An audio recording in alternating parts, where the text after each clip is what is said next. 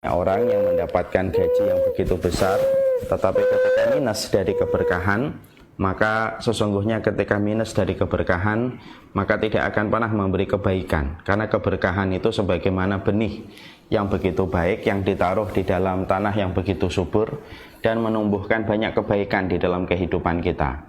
Anak kita menjadi lebih taat, istri dan suami kita menjadi lebih baik, kualitas keluarga kita menjadi lebih baik, dan apapun yang kita lakukan selalu mendapatkan solusi, dan itu merupakan makna dari sebuah keberkahan. Tapi kalau kita hanya mendapatkan gaji, maka tentunya gaji hanyalah seonggok uang kertas yang mungkin kita bisa membeli apa yang kita mau, tetapi kita tidak akan bisa membeli solusi dan tidak bisa membeli kualitas dengan seonggok kertas. Nah, inilah yang menjadikan kita, terutama sebagai karyawan Pertamedika, kita berdoa terus tanpa lelah dan tanpa letih. Semoga yang kita dapatkan bukanlah hanya sebatas gaji, tetapi yang kita dapatkan dan kita peroleh yaitu adalah keberkahan di balik setiap apa yang telah kita lakukan dalam setiap hari ketika bekerja. Alangkah ruginya ketika kita dalam kehidupan ini didominasi dengan pekerjaan yang harus kita selesaikan, jasa yang kita berikan, kalau hanya mendapatkan setumpuk kertas yang tidak membawa kebaikan di akhirat, kalau hanya niatnya mencari gaji. Tapi alangkah beruntungnya kita ketika kita di dalam kehidupan ini, kita mencari keberkahan, maka setumpuk kertas itu akan menjadi banyak kebaikan dan bisa menjadi tumpukan kebaikan di dalam mizan kebaikan kita di akhirat. Inilah salah satu mindset yang kita harus rubah. Kita bekerja bukan semata-mata untuk gaji, tapi kita bekerja adalah bagian dari sebuah upaya dan ikhtiar untuk mendapatkan keberkahan. Kita mengambil yang halal, kita menyapih dari yang haram, kita menolak dari yang syubhat, karena kita tahu yang haram dan yang syubhat tidak sebanding dengan kerusakan yang kita akan dapatkan ketika kita mengambilnya dengan cara yang Allah tidak ridhoi. Jangan main-main sama Allah, karena sesungguhnya bermain-main dengan Allah dalam perkara yang haram, bermain-main dengan Allah dalam perkara yang syubhat, itu merupakan sebuah permainan yang tidak akan pernah kita menangkan, karena kita berhadapan dengan zat yang menguasai alam semesta, yang sudah menegaskan ribuan kali betapa murkanya Allah kepada sesuatu yang haram dan syubhat dari urusan dunia. Janganlah lambatnya satu rezeki yang datang kepada kita menjadikan kita mengambil jalan pintas untuk memperoleh dengan cara yang dimurkai oleh Allah. Terkadang Allah itu memberikan satu rezeki, tampaknya rezeki itu lambat datang kepada kita karena Allah ingin tahu betapa kita mampu menikmati apa yang sudah Allah berikan kepada kita sebelumnya. Kadang-kadang kalau kita terlalu sering dan terlalu mudah mendapatkan, akhirnya hilang nikmat yang kita peroleh di balik tumpukan harta yang begitu mudah. Makanya kalaupun sedang lambat satu rezeki yang datang pada kehidupan kita, maka itu berarti adalah Allah sedang memberikan kualitas pada harta sebelumnya supaya kita manai dengan kesyukuran, supaya ketika datang berikutnya betul-betul akhirnya kita bersukacita dan bersyukur atas nikmat yang baru yang kita peroleh.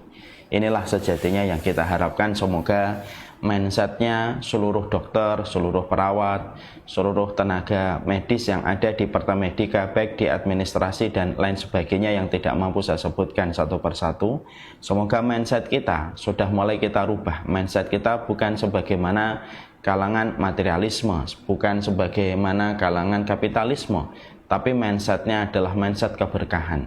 Bekerja itu bukan karena gaji, bekerja itu karena Allah menyukai bahwasanya apa yang kita peroleh dari apa yang kita lakukan itu disukai oleh Allah. Bekerja itu merupakan bagian dari perintahnya Allah. Fa idza qudiyatis sholatu fantashiru fil ardi. Kalau sudah selesai salat, bertebaranlah kamu di atas muka bumi untuk mencari karunia Allah. Dan bekerja itu adalah sarana untuk menegakkan tulang kita beribadah kepada Allah.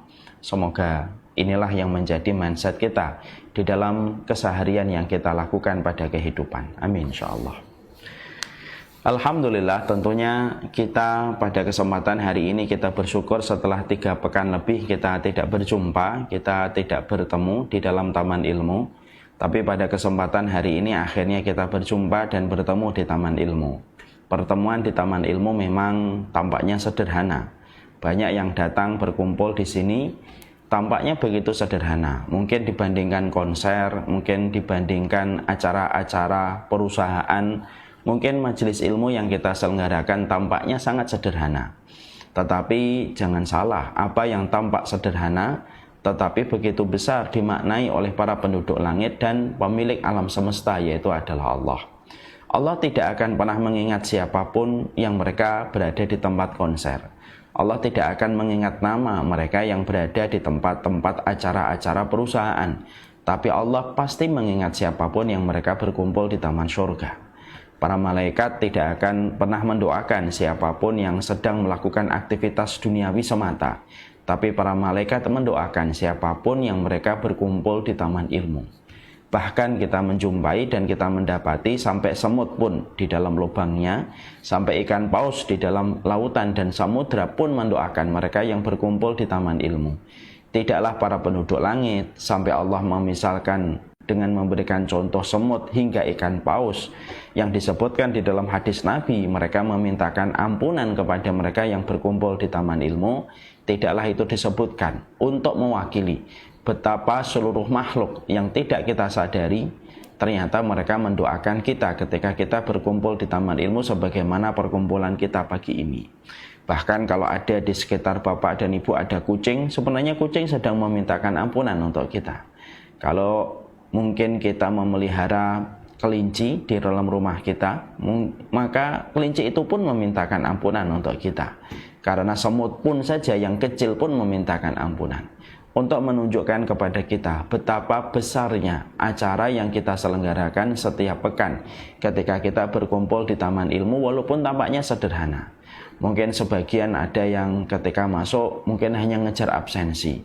Mungkin ada yang ketika masuk ke Zoom ini mungkin sembari dia melakukan apapun. Tapi apapun yang kita maknai pada taman ilmu, maka siapapun yang bersungguh-sungguh untuk hadir di taman ilmu, maka pada dasarnya dia telah melakukan sesuatu yang begitu besar, sesuatu yang begitu agung di hadapan pemilik alam semesta, di hadapan para penduduk langit, di hadapan para binatang-binatang yang bertebaran di sekitar kita ataupun yang tidak kita lihat. Mereka semuanya diberikan komando oleh Allah untuk memintakan ampunan kepada setiap orang yang berkumpul di taman ilmu, dan betapa bersyukurnya kita. Kita termasuk di antara kerumunan manusia yang berkumpul di taman ilmu pada kesempatan pagi ini, dan tidak ada tempat bagi kita bersyukur kecuali adalah Allah. Tentunya juga kita harus paham, tentunya juga kita harus mengerti bahwasanya berkumpulnya kita di taman ilmu juga bukan karena kehebatan kita, bukan karena kesalehan kita, tapi berkumpulnya kita di taman ilmu semata-mata karena pertolongan Allah. Semoga kita sembari bersyukur, sembari kita memohon kepada Allah supaya Allah senantiasa memberikan pertolongan kepada kita.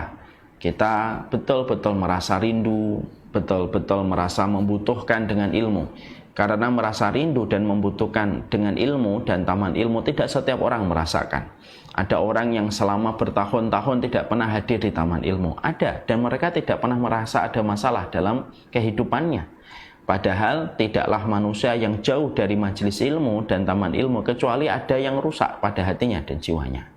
Ada orang yang mereka tidak pernah datang ke taman ilmu hingga sepanjang hidupnya, dan mereka merasa tidak ada apa-apa, padahal ada sesuatu yang pasti akan terjadi ketika manusia itu tidak merasa rindu dan tidak merasa membutuhkan taman ilmu. Makanya kita mohon sama Allah, ya Allah, berikanlah kami keislaman, berikanlah kami keimanan, di mana keimanan kami menjadikan kami merasa membutuhkan dengan ilmu dan taman ilmunya, merasa merindukan dengan ilmu dan taman ilmunya, karena pada dasarnya tidak ada yang kita hajatkan lebih besar daripada hajat kita kepada makanan dan minuman, kecuali sebagaimana hajat kita kepada ilmu dan petunjuk yang diberikan oleh Allah dan Rasul-Nya. Semoga Allah memberikan anugerah ini pada kehidupan kita. Kita pada kesempatan hari ini sebenarnya akan meneruskan rumpun-rumpun ilmu pada sebuah tema besar. Dan tema maraton yang kita bahas yaitu adalah menjadi muslim hebat. Terutama ketika kita sudah sampai pada pembahasan bagaimana menjadi keluarga yang hebat, karena peradaban dan menjadikan diri kita berkualitas tidak akan kita peroleh sampai kita berkualitas di dalam urusan kita berkeluarga. Tapi pada kesempatan hari ini saya mohon izin tidak meneruskan materi itu. Kita akan teruskan materi tersebut bagaimana menjadi muslim hebat pada pekan berikutnya. Karena ada satu materi yang penting untuk saya mengingatkan kepada diri kami secara khusus dan kita semuanya sebagai bagian dari keluarga ilmu per pekan yang kita selalu berjumpa dalam setiap rutinnya. Materi yang kita akan bahas itu adalah materi yang berkaitan tentang hari ini. Ketika kita sudah berada pada tanggal 19 di bulan Rajab, maka tinggal menghitung hari. Kalau kita sudah mengingat kita sudah berada di bulan Rajab, berarti mungkin tidak sampai 40 hari atau mungkin 43 hari lagi atau 42 hari lagi. Kita mungkin banyak yang belum sadar kita akan memasuki kembali bulan Ramadan. Bulan yang luar biasa keutamaan, bulan yang memiliki sinar keutamaan yang tidak akan pernah sama dengan sinar keutamaan apapun. Keutamaan Ramadan sebagaimana sinar mentari di antara bintang-bintang yang berpijar. Keutamaan Ramadan sebagaimana Nabi Yusuf di antara 11 saudaranya. Keutamaan Ramadan sebagaimana keutamaan-keutamaan yang tidak akan mampu dikalahkan oleh apapun. Dan inilah yang akan menjadi pembahasan kita. Dan tentunya pembahasan ini perlu dihadirkan. Karena sebenarnya kita sudah terlambat setengah garis start. Apa yang menjadi kebiasaan para ulama dulu. Kalau dulu para ulama mereka menyambut Ramadan 6 bulan sebelum datangnya Ramadan, mereka sudah rajin memohon kepada Allah, meminta kepada Allah dan sudah merasakan aura surga ada pada setiap nafas kehidupan yang mereka hidup ketika mereka 6 bulan sebelum datangnya Ramadan, karena rindu mereka kepada Ramadan menjadikan mereka sensitif terhadap bulan Ramadan. Kalau kita mungkin kadang-kadang baru sadar setelah 100 hari sebelum Ramadan itu datang. Ada yang baru sadar 1 bulan sebelumnya, ada yang baru sadar setengah bulan sebelumnya. Tapi bagaimanapun disitulah kita harus paham. Siapapun yang memahami keutamaan Ramadan, tentunya bau surga yang dibawa Ramadan tentunya harusnya tercium oleh penciuman kita dalam kehidupan jauh sebelum Ramadan itu datang, supaya persiapan yang kita berikan pada Ramadan ini tidak sama dengan persiapan yang kita berikan pada bulan-bulan yang lainnya. Karena sesungguhnya salah satu di antara gagalnya mereka yang sekolah di madrasah Ramadan dengan berbagai macam ibadah dan ketaatan, dan akhirnya mereka menjadi alumni yang menjadi alumni Ramadan yang gagal disebabkan karena kurangnya persiapan yang harusnya mereka berikan ketika mereka akan menjalani Ramadan. Akhirnya ketika persiapan itu kurang maksimal dan kurang optimal, ketika Ramadan itu mereka hadapi, maka kekurangan optimalisasi dan maksimal di dalam mempersiapkan Ramadan menjadikan akhirnya setiap orang banyak yang gagal untuk mendapatkan tiket ketakwaan di bulan Ramadan, dan akhirnya berujung kepada dahaga dan lapar yang mereka peroleh. Maka inilah yang kita khawatirkan, dan itulah yang menjadi salah satu alasan kita harus membahas Ramadan, walaupun memang Ramadan masih sekitar 42 hari lagi. Tetapi ini menjadi satu persoalan yang sangat penting, karena para penempuh jalan ke surga, mereka adalah orang-orang yang mereka menempatkan Ramadan dan mengagungkan Ramadan pada kehidupan rotasi setahun yang mereka dapati. Maka setelah kita memahami latar belakang kenapa kita menyampaikan materi Ramadan pada kesempatan Jumat kali ini, maka tentunya kita harus memulai dulu. Kita ini harus diingatkan kembali tentang keutamaan Ramadan, yang mana keutamaan Ramadan bukanlah keutamaan yang kecil dan bukanlah keutamaan yang remeh. Keutamaan Ramadan itu bukan keutamaan recehan, karena sesungguhnya tidak ada prime time waktu yang paling utama yang sangat dicintai oleh Allah kecuali di bulan Ramadan, karena tidak setiap waktu memiliki kedudukan dan keutamaan yang sama di sisi Allah. Memang waktu 12 bulan dalam 1 tahun, 29 hari ataupun 30 hari di dalam 1 bulan. Tapi kita harus paham, tidak setiap waktu memiliki keutamaan yang sama di sisi Allah. Bukankah keutamaan sepertiga malam tidak sama dengan keutamaan jam 1? Bukankah keutamaan habis subuh tidak sama dengan keutamaan habis duhur? Karena pada sebagian waktu memiliki keutamaan yang besar dibandingkan waktu-waktu yang lain. Analogi yang sederhana saya sampaikan. Kalau kita melihat bangsa yang kita cintai, maka bangsa yang kita cintai memiliki histori di bulan Agustus. Tidak setiap bulan memiliki histori yang sama sebagaimana bangsa ini dengan bulan Agustus. Bulan Januari, bulan Februari, bulan Maret, mungkin bagi bangsa ini adalah biasa karena tidak ada histori yang ada pada bulan-bulan itu. Berbeda dengan bulan Agustus. Bulan Agustus itu memiliki histori yang panjang untuk negara ini karena negara ini dibebaskan dari cengkraman tangan penjajah ketika di bulan Agustus. Makanya tidak mengherankan sampai negara ini banyak memberikan amnesti, banyak memberikan gerasi pada setiap para tahanan ketika di bulan Agustus karena histori yang dimiliki oleh bulan ini pada konteks sejarah bangsa Indonesia. Sama pula dengan kita. Sesungguhnya kalau kita bicara tentang analogi yang tadi saya sampaikan, sebenarnya juga sama. Sesungguhnya bulan Ramadan memiliki histori yang sangat besar di sisi Allah Subhanahu wa taala. Makanya sampai para ulama menerangkan kepada kita, dalam rotasi 1 tahun yang dilewati oleh manusia, maka sesungguhnya ada 3 waktu yang memiliki kedudukan yang sangat dahsyat di sisi Allah, di mana setiap ketaatan dilipat gandakan dengan berbagai macam balasan, sebagaimana dosa pun dilipat gandakan. 3 keutamaan itu waktu apa saja? Yang pertama, 10 hari yang pertama di bulan Muharram. Tentunya 10 hari yang pertama di bulan Muharram memiliki keutamaan yang besar. Bulan Muharram itu identik dengan bulannya Nabi Musa. Karena pada tanggal 10 di bulan Muharram, Nabi Musa dimenangkan dakwahnya oleh Allah Subhanahu wa taala ketika ditenggelamkannya Fir'aun ketika mengejar Musa alaihi salam bersama dengan para sahabatnya, dan ditenggelamkannya Fir'aun itu pada tanggal 10 Muharram. Makanya kita disunahkan untuk berpuasa di bulan Muharram, di mana puasa Muharram mampu menghapuskan dosa-dosa selama 1 tahun sebelumnya. Itu menunjukkan keutamaan yang besar yang ada di bulan Muharram. Yang kedua, 10 hari yang pertama di bulan Dzulhijjah, di mana 10 hari yang pertama di bulan Dzulhijjah ini identik dengan bulannya Nabi Ibrahim.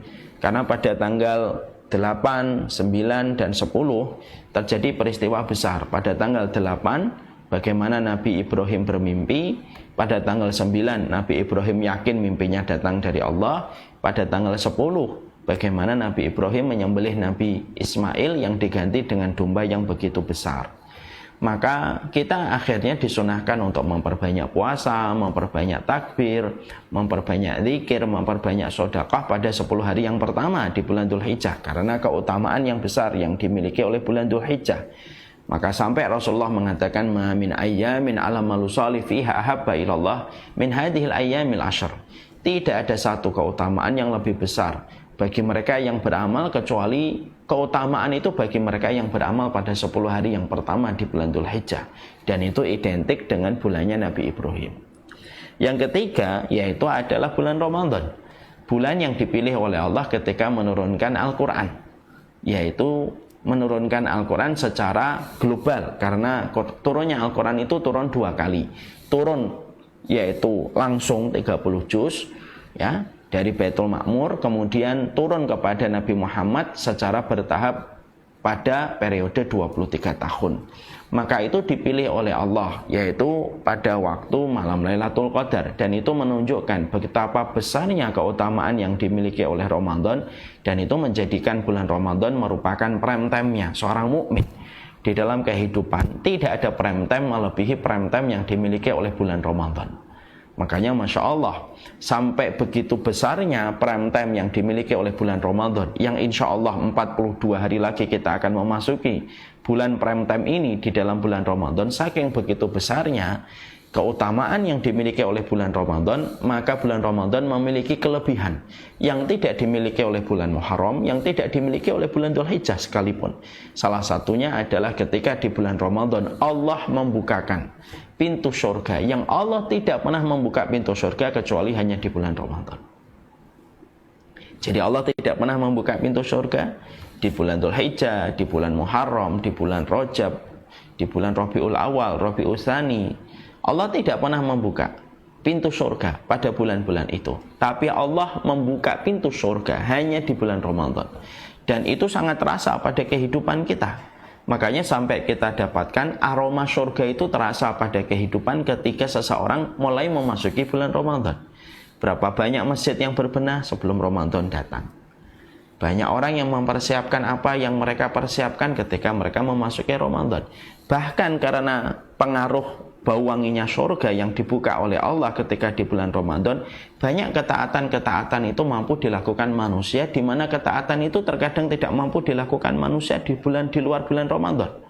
Banyak di antara manusia ketika di bulan Ramadan mampu menghatamkan Quran, mampu tidak pernah jauh dari Quran, mampu mematikan gadgetnya dan mematikan media sosialnya, mampu menutup auratnya, mampu untuk melakukan itikaf, di mana di luar bulan Ramadan dia tidak pernah mampu melakukan itu. Itu menunjukkan betapa dahsyatnya pengaruh surga ketika dibuka, sampai aroma ketaatan itu kita rasakan betul. Bahkan kita sebagai manusia, walaupun kita ini pendosa, kita ini tetap merasakan pengaruh ketika akan Ramadan itu berbeda. Malam dengan suasana tarawihnya, banyak orang yang tidak pernah ke masjid ketika di bulan Ramadan ke masjid. Bahkan pelaku kemaksiatan cenderung malu ketika di bulan Ramadan. Yang asalnya tidak menutup aurat, mereka menutup aurat di bulan Ramadan. Yang biasanya tidak peduli puasa atau tidak puasa, khusus ketika di bulan Ramadan dia malu. Setiap warteg, setiap rumah makan ketika di bulan Ramadan harus memakai tirai supaya orang yang makan tidak terlihat oleh orang lain. Itu menunjukkan betapa besarnya, luar biasanya, dahsyatnya prime time yang Allah berikan di bulan Ramadan. Sampai aroma ketaatan itu sangat terasa di bulan Ramadan. Sampai kita memiliki energi yang kita tidak pernah tahu. Energi X yang kita peroleh ini menjadikan kita mampu melakukan ketaatan yang mana secara jujur banyak ketaatan yang kita maksimalkan di bulan Ramadan. Energi X itu tidak pernah kita rasakan pada bulan-bulan sebelumnya dan bulan-bulan kadang-kadang setelahnya. Dan itu menunjukkan keutamaan Ramadan. Makanya sampai akhirnya tidak salah kalau kita menjumpai perkataan dari Rasulullah, man khurrima an khairiha faqad hurrima kulliha. Maka sampai dikatakan kalau ada orang kok di bulan Ramadan ketika pintu neraka ditutup, artinya kan dorongan untuk berbuat dosa itu sebenarnya berkurang karena pintu neraka ditutup. Setan dibelenggu, pintu surga dibuka selapang-lapangnya. Maka kata Rasulullah, barang siapa orang yang tidak mampu untuk mendapatkan kebaikan ketika di bulan Ramadan, seakan-akan dia diharamkan dari kebaikan itu dalam seluruh hidupnya. Kenapa? Kalau kamu tidak mampu untuk melakukan ketaatan di bulan Ramadan, terus di bulan mana lagi kamu akan melakukan ketaatan? Kalaulah di bulan Ramadan kamu tidak mampu melakukan ketaatan. Kalau ada orang yang tidak mampu khatam di bulan Ramadan, seakan-akan itu, kalau kita mendengar apa yang tadi disampaikan oleh baginda Nabi, seakan-akan orang kalau tidak menghatamkan Al-Quran, seakan-akan terus di bulan mana lagi kamu akan menghatamkan Al-Quran. Kalau di bulan Ramadan kamu tidak sedekah, terus di bulan mana lagi kamu akan sedekah. Kalau di bulan Ramadan kamu tidak datang ke masjid, terus di bulan mana lagi kamu akan pergi ke masjid? Kalau bulan Ramadan tidak mampu menggerakkan hatimu untuk melakukan ketaatan. Karena apa? Karena di bulan Ramadan itu semua komponen yang kita lakukan di dalam melakukan ketaatan itu sudah disempurnakan oleh Allah. Surga dibuka, setan dibelenggu, neraka ditutup, dan kita mengalahkan hawa nafsunya saja. Makanya itu yang menjadi sebuah perenungan. Analoginya sederhana. Kalau ada orang diberikan kesempatan sholat di depan Ka'bah langsung, mungkin di shop pertama, shop kedua, shop ketiga, di seluruh dunia dia shop pertama, 2, dan 3. Di depan Ka'bah dia tidak mampu khusyuk, tidak mampu untuk memberikan seluruh dan segenap pikirannya hanya kepada Allah. Maka perkataan kita sederhana untuk diri kita. Kalau di depan Ka'bah saja saya tidak khusyuk, terus di tempat mana lagi saya bisa khusyuk? Kalau di depan Ka'bah saja saya tidak bisa memberikan seluruh pikiran saya untuk memberikan hanya kepada Allah dan melupakan dunia dulu ketika di depan Ka'bah, kok tidak bisa? Terus di mana lagi kita bisa khusyuk memberikan seluruh pikiran kita hanya kepada Allah? Kalau di depan rumahnya Allah saja kamu masih berpikir yang lain. Itu pula yang sama kita peroleh. Ramadan ini merupakan satu bulan yang betul-betul menentukan posisi kita. Makanya siapapun yang melakukan kebaikan di bulan Ramadan, seakan-akan itu akan menjadi buah oleh-oleh yang akan dia bawa di luar bulan Ramadan, akan dia bawa menjadi sikap dan pola hidup. Tapi siapapun yang mereka terharamkan dari kebaikan di bulan Ramadan, seakan-akan dia diharamkan dari kebaikan itu setelah bulan Ramadan sekalipun. Dan itu menjadi sebuah tamparan untuk kita. Makanya inilah yang menjadikan kita khawatir. Ya. Kita khawatir nih, kalau kita tidak memberikan makna pada bulan Ramadan dengan kita mengingatkan dulu jauh sebelum Ramadan itu datang untuk menghadirkan hati kita, menghadirkan pikiran kita, supaya betul-betul kita mampu melihat Ramadan dari sudut pandang yang benar, bahwasanya Ramadan bukanlah rutinitas per tahun, Ramadan bukanlah sesuatu yang pasti berulang, Ramadan itu hanyalah sekedar bulan ketika kita melaksanakan puasa. Tapi ketika kita sudah merubah cara pandang kita terhadap bulan Ramadan, bahwasanya Ramadan sedemikian dahsyatnya, sedemikian besarnya Ramadan pada kehidupan kita, maka itulah yang menjadikan kita akhirnya paham. Ramadan itu tidak biasa, karena dia tidak pernah dijadikan biasa oleh pemilik alam semesta, yaitu adalah Allah. Dan itu akan menjadi sebuah dan ini akan menjadi sebuah perenungan panjang sebelum Ramadan kita datangi. Ini merupakan bulan investasi luar biasa. Ini merupakan bulan prime time-nya luar biasa. Tidak ada yang mampu mengalahkan prime time-nya bulan Ramadan. Karena bagaimanapun prime time itu ada 3. Tapi sisi Ramadan memiliki keutamaan yang tidak dimiliki oleh 2 bulan yang tadi saya sebutkan, Muharram dan Dzulhijjah. Dan keistimewaan itu adalah di pintunya surga dibuka oleh Allah, pintu neraka ditutup, sampai aroma ketaatan terasa dalam kehidupan manusia. Itu yang kita harus paham. Di sisi yang lain, kita juga harus mengerti, ya, ada rasa khawatir yang ada pada hati kita, bahwasanya Ramadan ini tentunya Ramadan itu selayak madrasah. Ketika Ramadan itu didefinisikan dan dikategorikan sebagaimana sekolahan madrasah, maka selayaknya madrasah. Maka sesungguhnya madrasah bernama Ramadan memiliki alumni. Alumni yang gagal dan alumni yang berhasil. Alumni Ramadan itu cuma 2. Tidak ada alumni antara.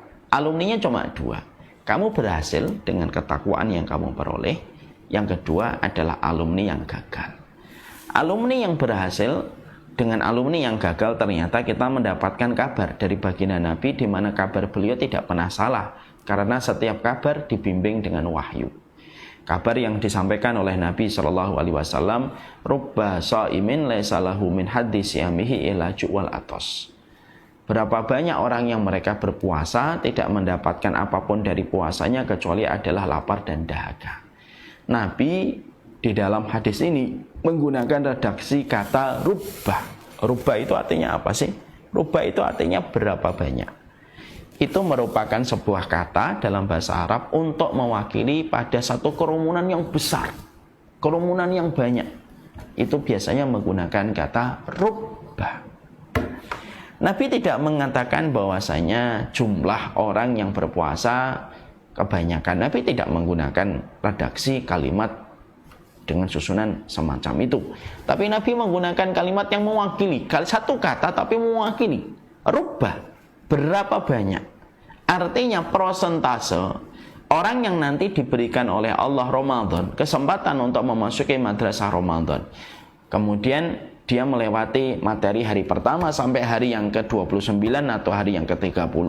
Setelah materi Ramadan diberikan kepadanya pada kesempatan hidupnya, ternyata sampai ketika Ramadan itu selesai, dia menjadi alumni yang gagal. Dia menjadi alumni yang gagal dan tidak mendapatkan apapun dari apa yang dia lewatkan di bulan Ramadan. Dan persentase orang yang gagal di bulan Ramadan itu kan jauh lebih banyak persentasenya daripada mereka yang berhasil di bulan Ramadan. Tentunya ketika hadis itu sering kita dengarkan, sering kita lihat, sering disampaikan oleh para ustadz dan para guru, para kiai, kita tidak boleh merasa, oh itu bukan saya. Tapi sebagai orang yang selalu curiga kepada dirinya sendiri, karena salah satu sifat penduduk surga itu selalu curiga kepada dirinya. Kalau kita curiga kepada diri kita, maka kita akan berpikir jangan-jangan yang dikatakan oleh Nabi itu adalah kita. Karena kegagalan Ramadan itu bukan hanya sekedar gagal, tapi kegagalan Ramadan itu menaikkan posisi kita dari posisi manusia menjadi orang yang celaka di hadapan Allah. Jadi menaikkan status kita menjadi lebih buruk. Dari status orang yang menjadi alumni Ramadan menjadi statusnya adalah orang yang celaka. Karena Nabi pernah betul-betul beliau merasa keheranan, lalu Nabi itu menyebutkan kecelakaan yang besar. Kecelakaan yang besar di dalam agama ini tuh bukanlah ketika tronton menabrak truk, bukanlah ketika menabrak sedan ataupun mobil.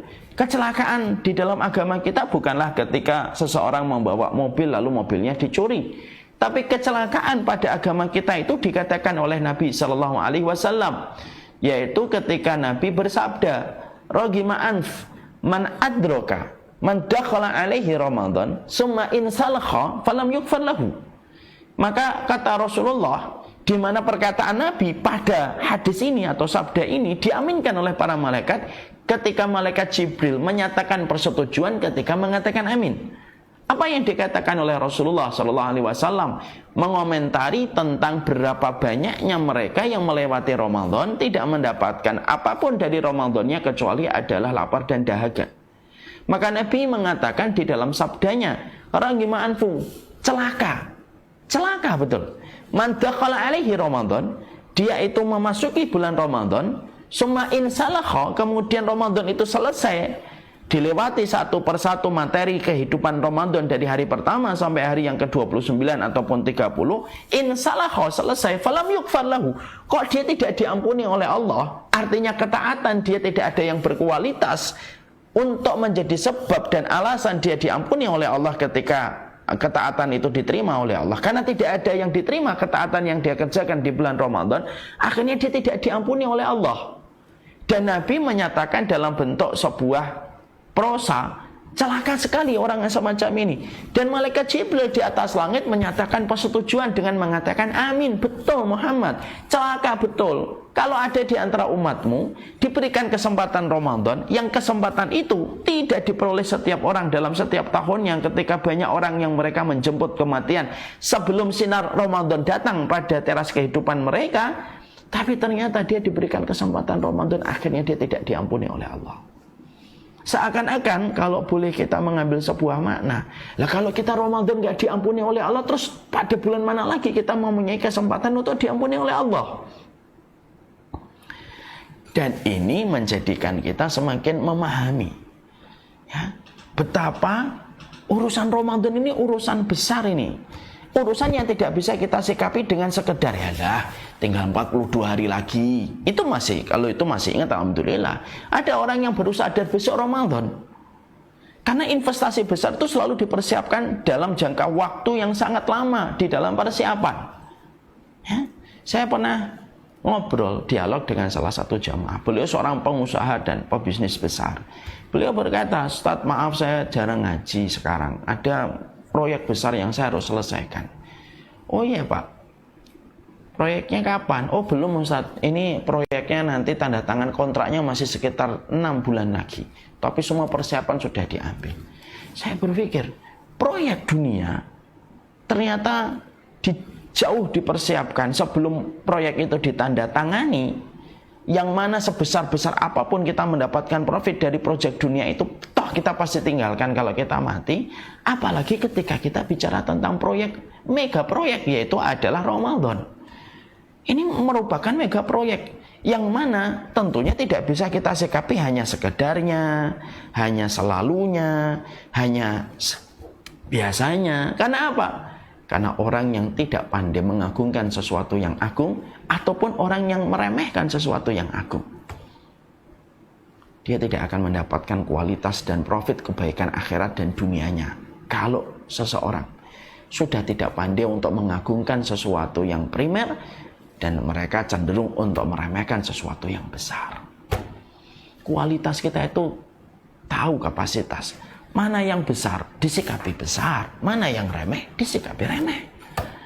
Tapi kalau kita sudah bicara dalam konteks kehidupan akhirat, kamu meremehkan yang besar, kamu mengecilkan yang primer, dan kamu meremeh dan kamu melalaikan yang prime time, ya tentunya tidak ada yang bisa diharapkan pada kualitas kehidupan kita berikutnya.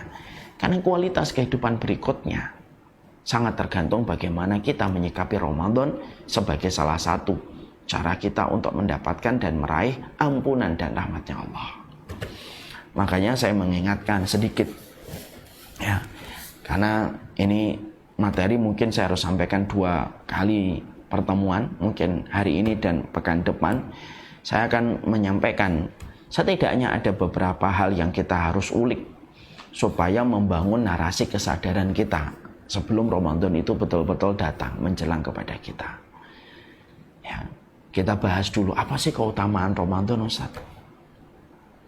Sampai sebesar itu kita memberikan perhatian, sampai kita menjumpai para sahabat Nabi itu, mereka sudah mencium bau aroma Ramadan 6 bulan sebelum Ramadan itu datang.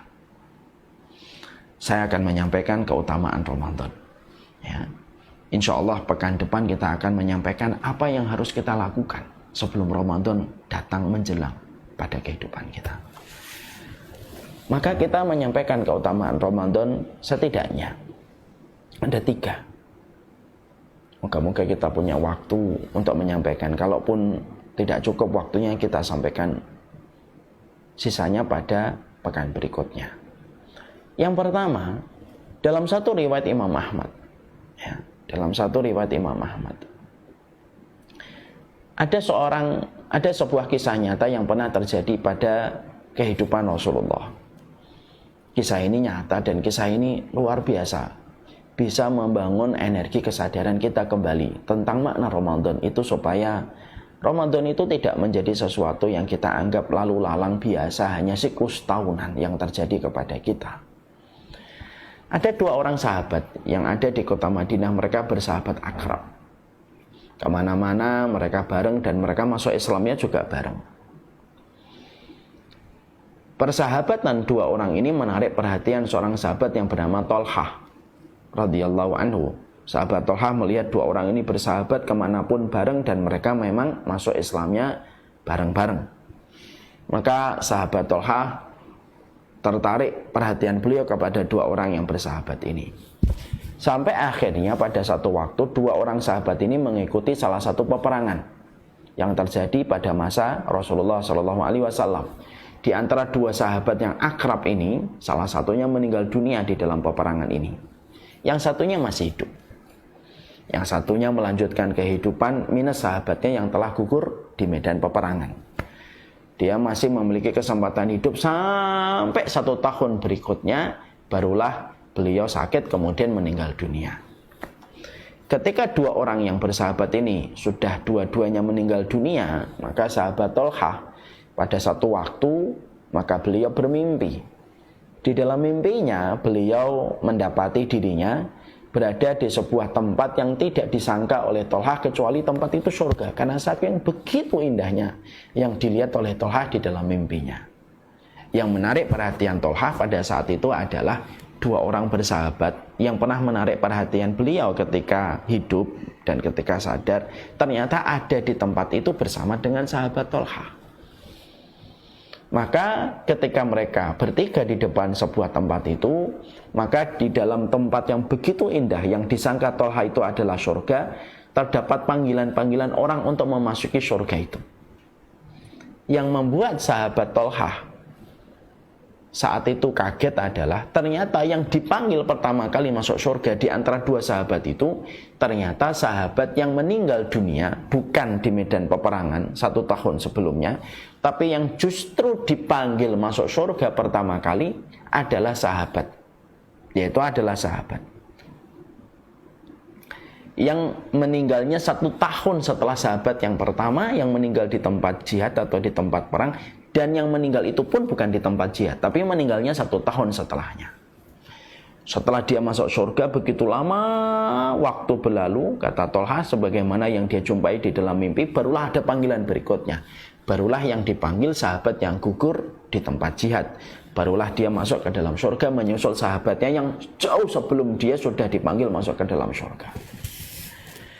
Ketika mimpi itu dilihat oleh sahabat Tolha radhiyallahu anhu, maka sahabat Tolha terbangun. Lalu di dalam bangunan itu, ketika dia terbangun, dia heran. Kenapa sahabat yang gugur di peperangan justru dipanggilnya terakhir? Tapi sahabat yang tidak meninggal di peperangan, tapi meninggal 1 tahun setelahnya, justru dipanggil lebih prioritas, lebih dulu daripada sahabat yang ini. Maka Tolha bertanya kepada banyak sahabat. Ya. Lalu Tolha tidak mendapatkan jawaban yang memuaskan. Ternyata mimpinya Tolha ini telah menjadi buah bibir banyak orang di Madinah, sampai mimpinya Tolha mendarat di telinga Rasulullah SAW. Ketika sampai ke telinga Rasulullah SAW, maka Rasulullah SAW memanggil sahabat Tolha. Lalu Rasulullah bertanya dalam sebuah percakapan, apa yang membuatmu heran Tolha? Ya Rasulullah, sahabat Tolha menjawab, ya Rasulullah, bagaimana aku tidak heran? 2 orang bersahabat yang tentunya engkau mengenal mereka, sama-sama masuk Islam. Yang satu meninggal di peperangan. Meninggal di peperangan ya Rasulullah. Yang satu meninggal 1 tahun setelahnya. Kenapa mereka di dalam mimpi saya yang dipanggil pertama kali masuk surga adalah sahabat yang meninggal 1 tahun setelahnya, adapun yang meninggal di peperangan justru dipanggil setelahnya. Prioritasnya justru diberikan kepada sahabat yang meninggal 1 tahun setelahnya dan bukan meninggal di peperangan, tetapi setelahnya baru diberikan kepada yang meninggal di peperangan. Kenapa ya Rasulullah? Bukankah harusnya lebih prioritas adalah orang yang meninggal di peperangan yang dipanggil pertama kali sebelum sahabat yang tidak meninggal di peperangan ya Rasulullah? Jawaban Nabi saat itu. Nabi lalu berkata, gini Tolha, bukankah sahabat yang meninggal 1 tahun setelah sahabat yang pertama, dia masih diberikan kesempatan selama 1 tahun itu untuk sholat? Betul ya Rasulullah. Bala ya Rasulullah. Sahabat itu juga mendapati kesempatan Ramadan 1 kali tambahan dibandingkan sahabat yang meninggal lebih dulu. Sahabat Tolha menjawab, betul ya Rasulullah. Lalu Nabi mengumpulkan jawaban itu.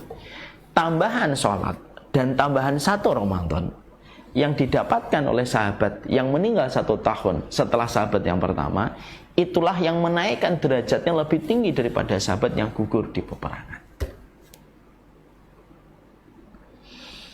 Dan terjawablah apa yang menjadi pertanyaan dari sahabat Tolha. Ini memberikan kepada kita satu kesadaran penting. Masya Allah ya, perbedaan 1 Ramadan saja itu ternyata bisa membentuk poros perbedaan begitu mencolok dan begitu jauh di antara keduanya. Ketika Ramadan itu walaupun 1 tapi betul-betul maksimal, itu bisa membedakan derajatnya manusia dalam kehidupan di surga. Ketika betul-betul apa yang dilakukan itu betul-betul diterima oleh Allah. Saya nggak bisa membayangkan ini. Rasulullah memberikan jawaban selugas itu dan segampang itu kepada Tolha, sekaligus pula untuk memberi ruang kesadaran pada hati kita. 1 Ramadan aja bisa membedakan begitu jauh perbedaan antara yang gugur di peperangan dan yang tidak gugur di peperangan. Dan ternyata ketidakguguran beliau di peperangan itu ditebus dengan sholat yang maksimal, ditebus dengan 1 Ramadan yang maksimal.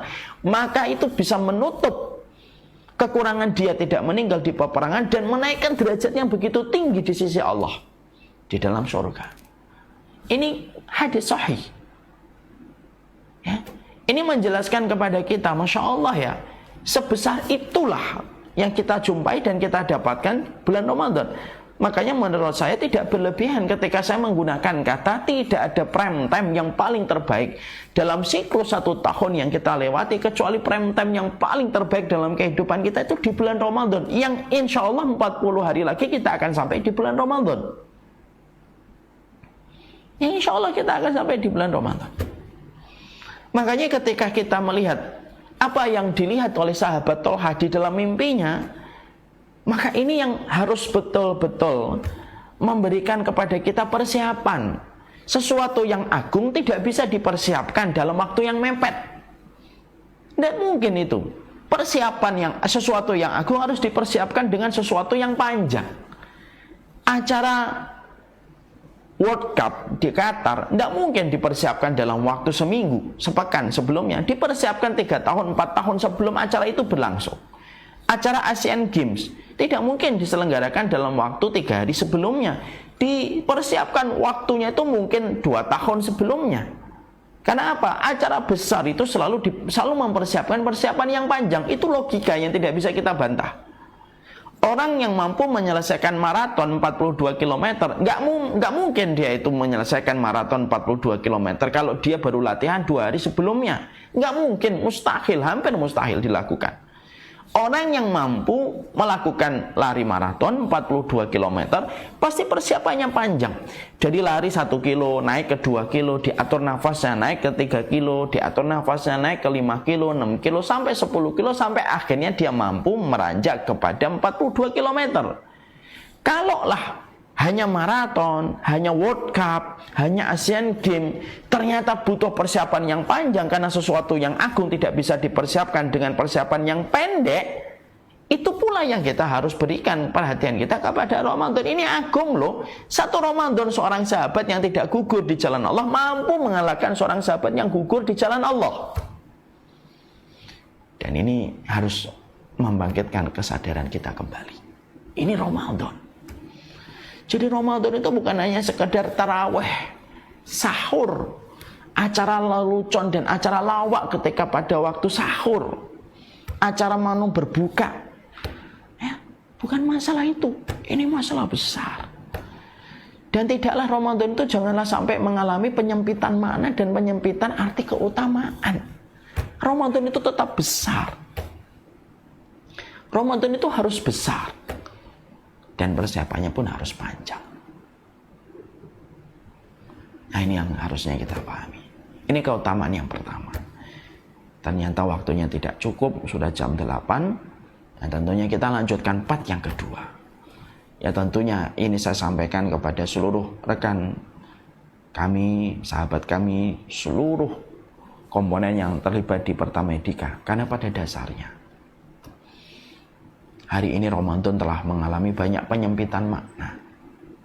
Dan kewajiban kita sebagai penuntut ilmu mengembalikan Ramadan pada tempat terindah yang Allah berikan kepada Ramadan. Insya Allah pada pertemuan berikutnya kita lanjutkan.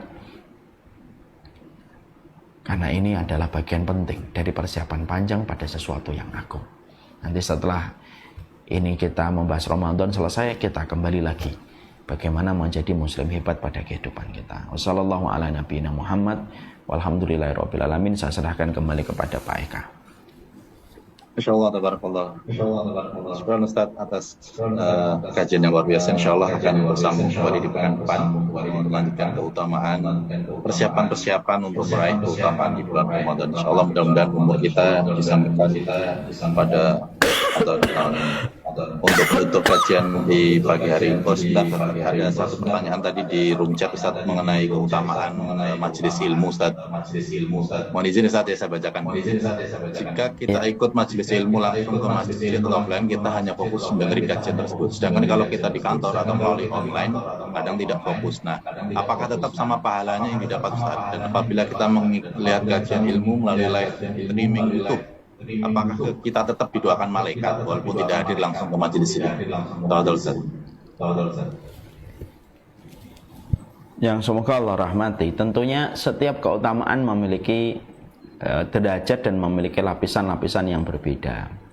Apakah orang yang mengikuti majelis ilmu secara live karena kondisi dan keadaan yang tidak memungkinkan dia datang secara offline dan ketemu darat, apakah tetap didoakan oleh para malaikat? Ya, insya Allah jawabannya tetap iya, walaupun keutamaannya tidak sebagaimana yang datang secara live dan langsung.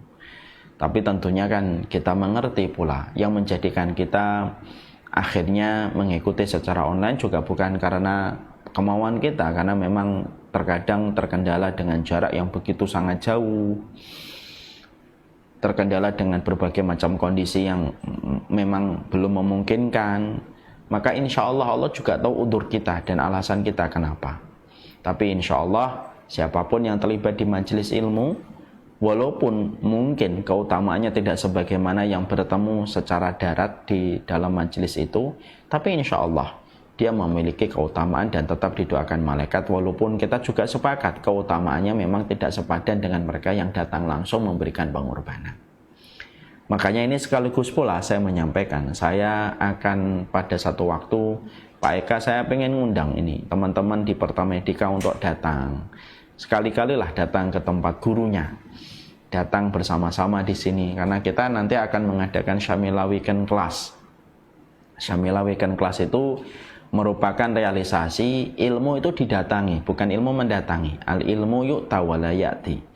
Saatnya pola kita adalah pola timba mendatangi sumur. Ya. Saatnya mungkin kita kan sudah lama ya mengadakan majelis ilmu secara rutin per pekan. Kalau tidak salah sudah hampir setahun. Maka saatnya nanti sekali-kali datang ke kantor kita, karena kantor kita juga sudah representatif dan kondusif untuk menerima setiap para penuntut ilmu yang datang. Nanti kita datang mungkin hari Jumat malam, hari Sabtu, dari Jumat malam bermalam di sini. Kemudian kemudian hari Sabtu kita kajian, sembari kita juga pergi ke masjid bareng, tahajud bareng, sampai hari Ahad siang baru penutupan. Sekali-kali nanti saya akan memberikan undangan kepada rekan-rekan dan sahabat kami, para dokter, para perawat, para komponen yang ada di Pertamedika, sekali-kali datang ke kantor supaya semakin berkah dan semakin besar keutamaan yang kita peroleh datang ke Taman Ilmu. Nanti moga-moga Pertamedika komponen-komponennya bisa mendatangi kantor kami, kantor dakwah kreativitas dakwah Syamila bersama-sama 36 jam bersama dengan Ustadz Umar Mita. Ada tahajud bareng, ada muhasabah bareng, ada pergi ke masjid bareng-bareng, kita berangkat gitu. Ada kajian kitab yang kita selesaikan dalam 2 hari, kitab-kitab kecil yang saya susun untuk betul-betul kita membahas satu rumpun ilmu dari A sampai Z hingga selesai. Semoga segera terrealisasi dan semoga rekan-rekan kami di Pertamedika menjadi bagian dari penuntut ilmu yang mendatangi ilmu. Ilmu itu sejatinya bukan didatangi, tapi ilmu sejatinya harus mendatangi tempatnya. Wallahu a'lam bishawab. Insyaallah Ustaz. Ditunggu undangannya insyaallah. Ya, insyaallah. Baik Ustaz, untuk menutup kajian di pagi hari ini, mohon doa dari Ustaz. Silakan Ustaz. Bismillahirrahmanirrahim. Allahumma inna nas'aluka bi annaka antallah al-hadus samad alladzi lam yalid wa lam yulad wa lam yakul lahu kufuwan ahad. Rabbana dhalamna anfusana wa illam taghfir lana wa tarhamna lanakunanna minal khasirin. Ya Allah, sampaikanlah kami di bulan Ramadan, ya Allah, sehatkanlah kami di bulan Ramadan. Hadirkanlah makna keutamaan Ramadan pada setiap relung hati dan jiwa kami, ya Allah. Dan jadikanlah kami orang-orang yang lulus di dalam ujian madrasah bernama Ramadan. Berikanlah kami kesempatan untuk mendapatkan kembali Ramadan, ya Allah. Jadikanlah kami ringan di dalam mempersiapkan apa yang kami persiapkan di dalam mengagungkan bulan Ramadan-Mu, ya Allah. Bulan yang Engkau cintai, bulan yang Engkau pilih menjadi bulan yang Engkau turunkan Al-Quran dalam kehidupan umat manusia. Ya Allah, jauhkanlah kami dari perkara apapun yang mampu memalingkan kami dari keutamaan Ramadan. Jauhkanlah kami dari perkara apapun yang menjadikan kami meremehkan Ramadan. Jauhkanlah kami dari perkara apapun yang menjadikan Ramadan tidak berfaedah untuk kami, ya Allah. Dan hindarkanlah kami dari alumni-alumni yang gagal di bulan Ramadan. Jauhkanlah kami dari Ramadan yang hanya menghasilkan lapar dan dahaga dalam kehidupan kami. Ya Allah. Dari kajian perkanan kita di hari ini, insya Allah kita akan bersua kembali di pekan depan. Kami ucapkan syukuran jazakallahu khair Ustaz bersama tim Syamila series di belakangnya. Insya Allah kita akan bertemu kembali di pekan depan. Dari kami mohon maaf apabila salah kata. Subhanakallahumma wa bihamdika asyhadu an la ilaha illa anta astaghfiruka wa atubu